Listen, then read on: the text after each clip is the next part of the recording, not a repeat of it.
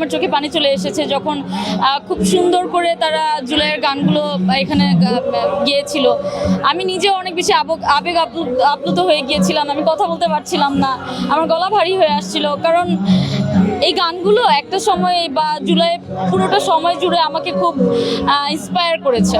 তো আজকে যখন আমি আবারও কাছ থেকে এই গানগুলো শুনতে পারছি, আমার কাছে আসলে খুব ইমোশনাল আমি হয়ে যাচ্ছি যতবারই আমি এই গানগুলো শুনছি। আমরা 5 আগস্ট দেখে ফেলেছি অলরেডি যে ছাত্র জনতা কিন্তু তাদের ক্ষোভের মাধ্যমে প্রকাশ করেছে যে তারা আওয়ামী লীগকে চায় না, এবং আজকেও কিন্তু তারা যখন আওয়ামী লীগ নিষিদ্ধ হয়েছে বা আওয়ামী লীগের কার্যক্রম নিষিদ্ধ করেছে তখন কিন্তু আপনি দেখতে পেয়েছেন যে মানুষ কি পরিমাণে অনেকে, আমি একটা ভিডিও দেখতে পেয়েছি যে এখানে একটা ভাইয়া কাঁদতেছিল আওয়ামী লীগকে নিষিদ্ধ করার পরে, কারণ সে মন থেকে এত খুশি ছিল আওয়ামী লীগকে নিষিদ্ধ করার কারণে। কারণ তারা যেই 5 আগস্ট পর্যন্ত যে গণহত্যাটা তারা সারা বাংলাদেশ জুড়ে চালিয়েছে, এরপরে তাদের জন্য আর কোনো মায়া বা তাদের জন্য আর কোনো আমাদের কোনো ইমোশন থাকতে পারে না।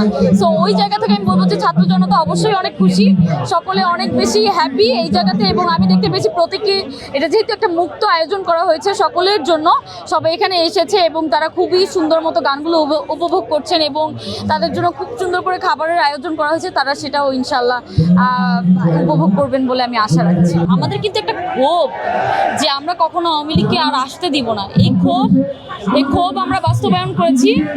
এবং আমি মনে করি এই যে আমি যদি আমার পার্সোনাল এক্সপিরিয়েন্সের কথা বলি, আসলে এই জিনিসগুলো যখন আমার রাতের বেলা এখনো মনে পড়ে বা আমি যখন এখনো ঘুমাতে যাই, আমি তো মাঠে ছিলাম, একদম মাঠে থেকে আমি এই জুলাই অভ্যুত্থানে আমি অংশগ্রহণ করেছি। তো মাঠে যারা ছিল তারা একদম ফিল করতে পারে প্রত্যেকটা জিনিস, যখন তাদের সামনে কোনো কিছু দেখানো হয়, তাদের সামনে যখন কন্টিনিউয়াসলি জিনিসগুলো আসে, ওই সিনগুলো আসে, তারা কিন্তু এটা ফিল করতে পারে যে আমাদের এই এতগুলো মানুষ আহত হয়েছে এবং শহীদ হয়েছে। আসলে এটা ভাষায় প্রকাশ করার মতো না যে আমরা আসলে কি ফিল করতে পারি। আমার বাবা সবসময় আওয়ামী লীগের বিপক্ষে ছিল।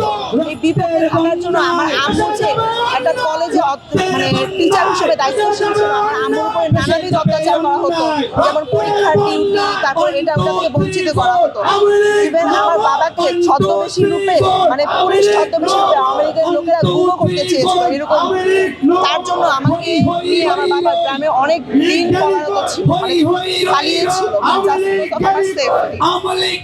সবকিছু মিলিয়ে যে ক্ষোভটা ছিল আজকে যেটা রিলিফ, যে আওয়ামী লীগ মানে আওয়ামী লীগকে যে একটা আংশিক নিষিদ্ধ ঘোষণা করা হচ্ছে, এই যে সবাই যে আয়োজন করছে, আপনি বুঝতেই পারতেছেন যে কেন এইসব আয়োজন, কি পরিমাণ টর্চারের মধ্যে মানুষরা থাকলে আজকে এই জিনিসটাকে কেন্দ্র করে মানুষ একটা আয়োজন করতে পারে। আমাদের মেইন উদ্দেশ্য ছিল কি, দেশ থেকে আওয়ামী লীগ নামের যে একটা ফ্যাসিস্ট সরকার, সেটাকে আমরা বিতাড়িত করব। তো আমরা ফার্স্টে তাদেরকে কি সেই দলটাকে আমরা মানে ফ্যাসিস্ট সরকারকে আর কি চেয়েছিলাম যে তাদের নিবন্ধন যেন বাতিল হয়। তো আমরা সেইটুকু কার্যকর করতে পেরেছি, কারণ আমরা যে বিগত 3 দিন আপনারা দেখেছেন আমরা শাহবাগে আন্দোলন করেছি। আমাদের মেইন টার্গেট ছিল কি, তারা যেন দল হিসেবে কখনো জায়গা না পায়। তাদের কিন্তু নির্বাচন বাতিল হয়েছে, আপনি হয়তো দেখতে পেরেছেন। তো আমাদের উদ্দেশ্যে সফল হয়েছি, আর এইখানে এসে আমার খুবই ভালো লাগে।